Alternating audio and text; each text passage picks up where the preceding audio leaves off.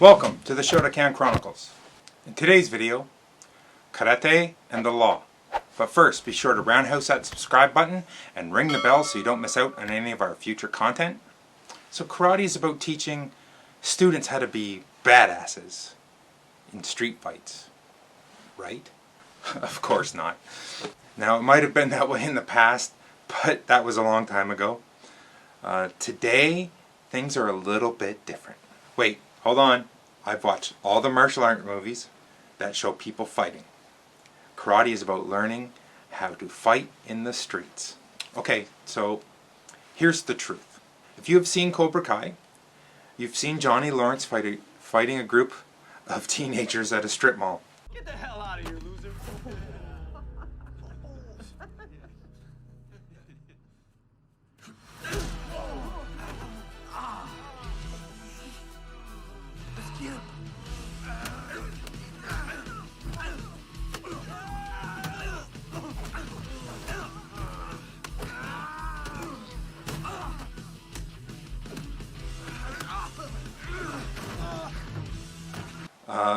It was a cool scene.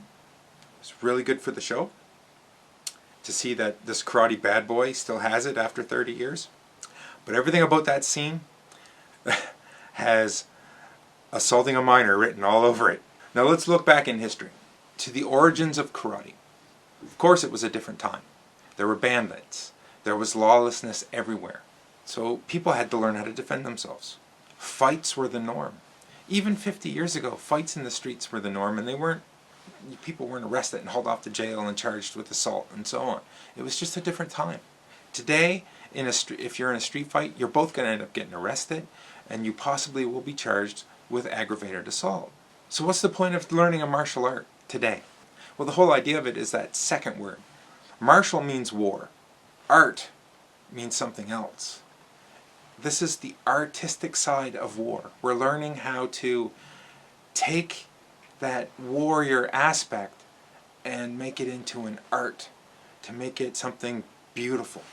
We're learning this martial art, we're learning karate in this case, to preserve the history. So everyone's always about, oh, tradition is foolish, it's not effective. But that's not what we're teaching. We're not teaching you how to go out into the street and beat people up. What martial arts is about is to preserve that tradition, to keep that tradition alive. So if you're learning a traditional martial art, that's the point of it. It's not like, oh, this isn't going to work. It works. It's just you have to understand how to make it work. If your whole idea of studying karate or kung fu or judo or whatever is to go out into the streets and beat people up, you're studying for the wrong reasons.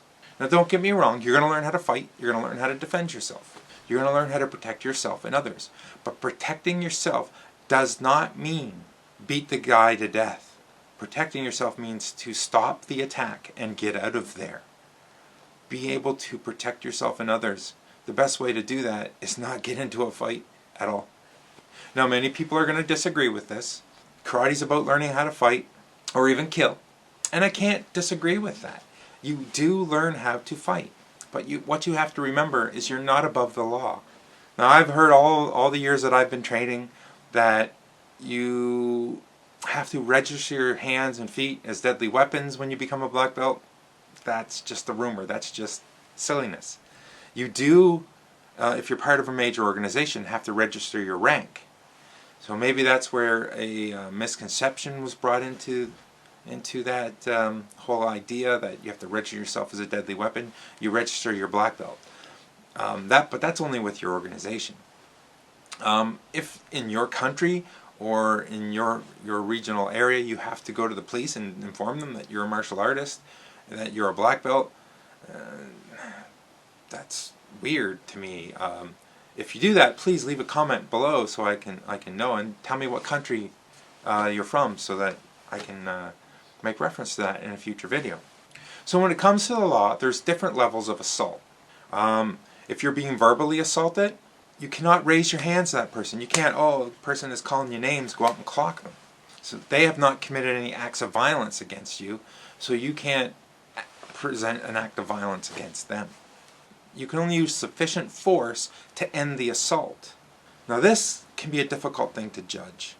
So like if you're defending yourself against someone that's much bigger than you. So if somebody was trying to defend themselves against me and they were a smaller person, they're going to have to use a lot of force. Now, myself, if, say, a smaller person attacked me, I might have to hit you once, and you're not going to get back up because I'm a bigger guy, and I can put a lot of power behind a strike. So you have to gauge that as well if you're defending yourself. Where does your level of power fall? Because that's really key. You're only allowed to use sufficient force to end the assault. Now, in some countries, this is going to be different.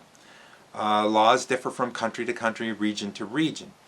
I'm going off of my ideas here in Canada that we can't be out physically assaulting people. So if your laws are different, leave a comment below and let me know. I don't recommend, oh, I'm a black belt now, I'm going to go out and start a fight. Just because you're studying a martial art, like karate or kung fu or judo, whatever, doesn't mean that somebody out in the street is better than you and isn't studying something as well. And also, someone is going to suffer if you try to go out and try to start a fight.